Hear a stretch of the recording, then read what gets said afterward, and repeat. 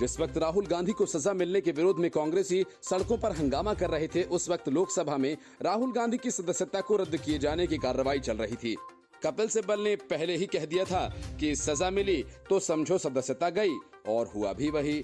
Supreme court की चेतावनी के बावजूद बेलगाम राहुल गांधी की गजभर लंबी जुबान गालियों और आरोपों की बौछार करती रही, और नतीजा ये हुआ कि लोकसभा की सदस्यता रद्द कर दी गई। इसके साथ ही राहुल गांधी अगले 6 वर्षों तक चुनाव भी नहीं लड़ पाएंगे। ये खबर विपक्ष में पीएम कैंडिडेट बनने वालों को बेहद अच्छी लगी होगी कि राहुल गांधी का कांटा उनके रास्ते से निकल गया। यही वजह है कि केजरीवाल को छोड़ विपक्ष के किसी भी बड़े नेता ने राहुल गांधी को सजा सुनाए जाने के बाद कोई बयान दिया ही नहीं। खुश तो कांग्रेस के नेता आचार्य प्रमोद कृष्णम भी होंगे, जो राहुल गांधी के बजाय प्रियंका वाड्रा को पीएम कैंडिडेट बनते देखना चाहते थे। अब कांग्रेस प्रियंका वाड्रा के नाम को आगे बढ़ा सकती है या विपक्षी एकता के नाम पर ममता बनर्जी का, ये तो बाद में पता चलेगा। लेकिन इस घटना से कांग्रेस को जो झटका लगा है, उससे उबरने में उसे काफी वक्त लगेगा।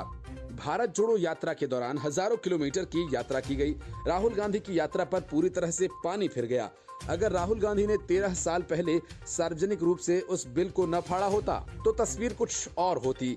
इसके पहले लोकसभा सचिवालय ने नोटिफिकेशन जारी करते हुए इसकी जानकारी दी। राहुल गांधी की सदस्यता रद्द कर दी गई है। मतलब ये कि राहुल गांधी भी लालू प्रसाद और आजम खान की लिस्ट में शामिल हो गए हैं।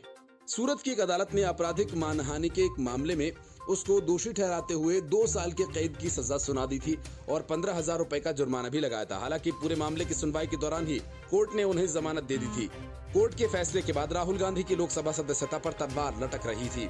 जनप्रतिनिधि कानून के मुताबिक अगर सांसदों और विधायकों की किसी मामले में 2 साल से ज्यादा की सजा होती है तो ऐसे में उनकी सदस्यता संसद और विधानसभा से रद्द हो जाएगी। इतना ही नहीं, सजा की अवधि पूरी करने के बाद 6 वर्ष तक चुनाव लड़ने के लिए भी अयोग्य होते हैं।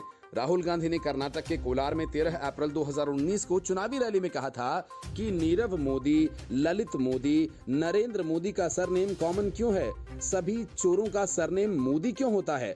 राहुल के इस बयान को लेकर बीजेपी विधायक और पूर्व मंत्री पूर्णेश मोदी ने उनके खिलाफ धारा 499 और 500 के तहत आपराधिक मानहानि का केस दर्ज कराया था और अपनी शिकायत में बीजेपी विधायक ने आरोप लगाया था कि राहुल ने 2019 में चुनावी रैली को संबोधित करते हुए पूरे मोदी समुदाय को कथित रूप से ये कहकर बदनाम किया कि सभी चोरों का सरनेम मोदी क्यों होता है।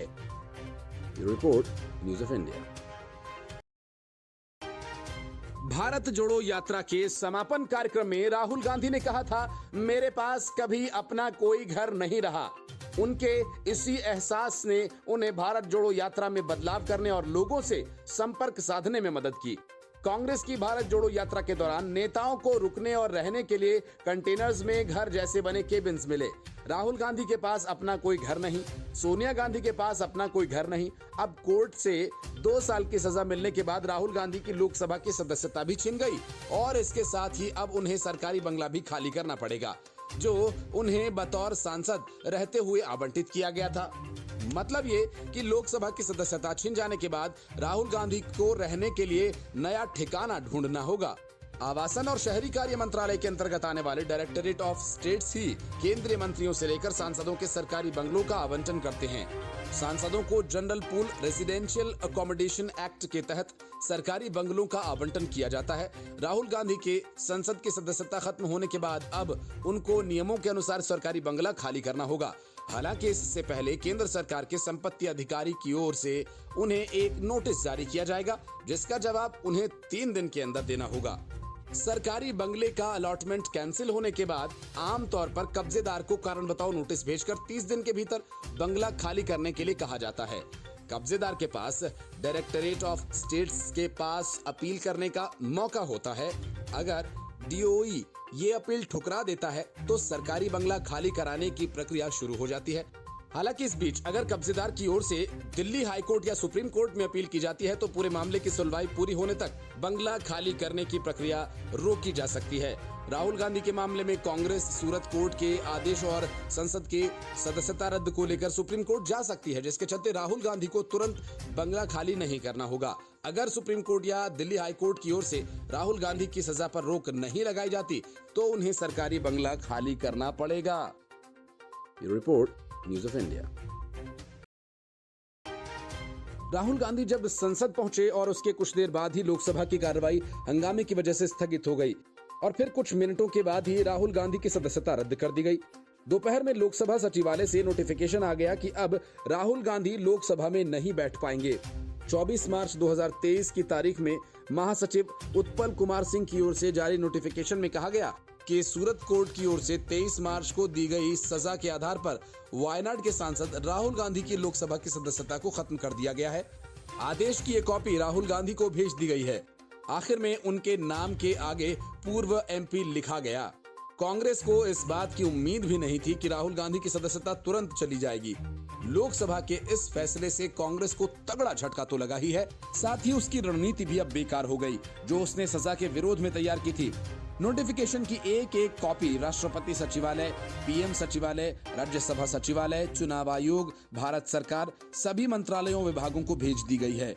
कांग्रेस सदस्यता को खत्म किए जाने के आदेश को एनडीएमसी केरल के चुनाव अधिकारी और लोकसभा सचिवालय में सभी दफ्तरों में भेज दिया गया है। राहुल गांधी को कल कोर्ट ने 2 साल की सजा दी थी और जैसे ही सूरत कोर्ट का फैसला आया, कानूनी विशेषज्ञों ने साफ कहा था कि सजा का ऐलान होने के साथ ही अयोग्यता प्रभावी हो जाती है। जब लोकसभा के पूर्व महासचिव पीडीटी आचार्य से पूछा गया तो उन्होंने भी यही बात कही। इसके बाद से ही आशंका जताई जा रही थी कि कभी भी सचिवालय से आदेश आ सकता है। अगर शीर्ष अदालत में दोष सिद्ध और सजा पर रोक लगती है तो अयोग्यता भी निलंबित हो जाएगी। पूर्व महासचिव की बात से कल ही साफ हो गया था कि राहुल की सदस्यता अब नहीं बचेगी। केंद्रीय कानून राज्य मंत्री एसपी बघेल ने कहा कि देश संविधान से, कानून से, खास तौर से लोकसभा के चुने जनप्रतिनिधि अधिनियम से चलता है। सूरत की एक अदालत ने राहुल गांधी को 2 साल की सजा दी और 2 साल की सजा होने पर जनप्रतिनिधि अधिनियम की धारा 8 के तहत जैसे ही सजा होती है उसी के साथ सदस्यता चली जाती है। लोकसभा सचिवालय ने इस संबंध में आदेश जारी कर दिया। अकेले उनके साथ ऐसा नहीं हुआ, आजम खान के बेटे को भी सजा हुई तो सदस्यता गई। तो ये तो होना ही था। देश के कानून के सामने सभी बराबर हैं। ये report news of India.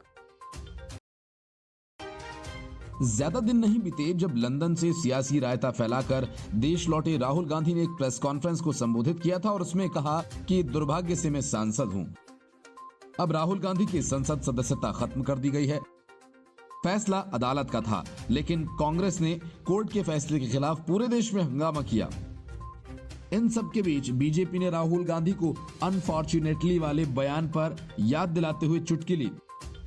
Karnataka BJP ने अपने ऑफिशियल ट्विटर हैंडल से ट्वीट करते हुए लिखा, प्रिय राहुल गांधी, आपकी इच्छा पूरी हो गई।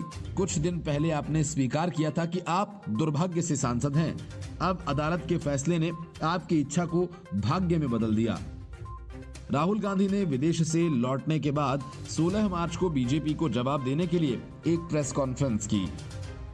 वजह ये कि बीजेपी राहुल के कैम्ब्रिज यूनिवर्सिटी में दिए गए बयान को लेकर माफी की मांग कर रही थी। प्रेस कॉन्फ्रेंस में राहुल गांधी ने कहा कि वे सदन में बीजेपी के आरोपों का जवाब देना चाहते हैं, लेकिन उन्हें नहीं लगता कि उन्हें संसद में बोलने दिया जाएगा। राहुल ने आगे कहा कि दुर्भाग्य से मैं एक सांसद हूं और मुझे उम्मीद है कि मुझे संसद में बोलने दिया जाएगा, इसलिए मैं सबसे पहले अपने बयान को सदन के पटल पर रखना चाहूंगा और इसके बाद मुझे इस पर आप जैसी भी चर्चा करना चाहेंगे वैसी चर्चा करके मुझे खुशी होगी। इस दौरान साथ में बैठे जयराम रमेश ने राहुल गांधी की अनफॉर्चुनेटली वाली गलती को पकड़ लिया और उन्होंने राहुल के कान में कहा कि बीजेपी वाले मजाक उड़ाएंगे। ये बात माइक में रिकॉर्ड हो गई, माइक में स्पष्ट सुनाई दिया। जयराम ने कहा कि आपने कहा कि दुर्भाग्य से मैं सांसद हूं, इस पर वे आपका मजाक बना सकते हैं। जयराम रमेश की बात सुनने के बाद राहुल ने फिर से अपनी बात कही और बयान में सुधार करते हुए कहा, मैं इसे स्पष्ट कर देना चाहता हूं कि दुर्भाग्य से मैं आपके सवालों का जवाब नहीं दे सकता, क्योंकि आरोप संसद में 4 मंत्रियों की ओर से लगाए गए हैं। इसलिए ये मेरा लोकतांत्रिक अधिकार है कि मुझे जवाब देने का मौका दिया जाए। इसलिए यदि भारत का लोकतंत्र काम कर रहा है तो मैं अपनी बात संसद में कह पाऊंगा। लेकिन लोकसभा सदस्यता छिन जाने के बाद राहुल गांधी को वह मौका तो अब नहीं मिल पाएगा और लगता नहीं कि बीजेपी के आरोपों का वे जवाब कभी दे पाएंगे, जिसके कारण बजट सत्र के दूसरे दौर में संसद की कार्यवाही एक दिन भी चल नहीं पाई। Bureau report, news of India. Rahul Gandhi की सदस्यता का रद्द होना कांग्रेस पर दुखों के पहाड़ टूटने जैसा था। ऐसे में आपदा में अवसर तलाश रहे अरविंद केजरीवाल ने बिना मौका गवाए कांग्रेस को अपना कंधा आंसू बहाने के लिए दे दिया। केजरीवाल ने इतना ही नहीं किया, मौका था तो उसने झट 14 विपक्षी पार्टियों को एकजुट कर लिया और जिस ईडी सीबीआई के डर से ये सारे सब में दुबके हुए थे वे सब इकट्ठा हो गए। Congress, Aam Aadmi party, JDU, BRS, RJD, Samajwadi party, national Congress, Rashtravadi Congress party, DMK और शिवसेना ने एक साथ मिलकर कोर्ट का दरवाजा खटखटाया कि इस ईडी सीबीआई को रोका जाए। केंद्रीय एजेंसीज के दुरुपयोग के आरोप लगाते हुए 14 विपक्षी दल सुप्रीम कोर्ट पहुंच गए और मामले पर 5 अप्रैल को सुनवाई होनी है। खास बात यह है कि ताजा घटनाक्रम में प्रधानमंत्री नरेंद्र मोदी के नाम पत्र से हुई। इस बात की शुरुआत कोर्ट तक पहुंच गई है। कहा जा रहा है कि इस दौरान इन 14 दलों को साथ में लाने में दिल्ली के मुख्यमंत्री अरविंद केजरीवाल ने मुख्य भूमिका निभाई है। 14 विपक्षी दलों ने एपेक्स कोर्ट का दरवाजा खटखटाया। इस दौरान सबसे खास बात आम आदमी पार्टी और कांग्रेस का साथ आना माना जा रहा है। दोनों ही दल एक दूसरे पर जमकर हमलावर रहे हैं और सत्येंद्र जैन से लेकर मनीष सिसोदिया तक किसी की गिरफ्तारी पर कांग्रेस एक तरह से जांच एजेंसीज के साथ ही खड़ी रही है।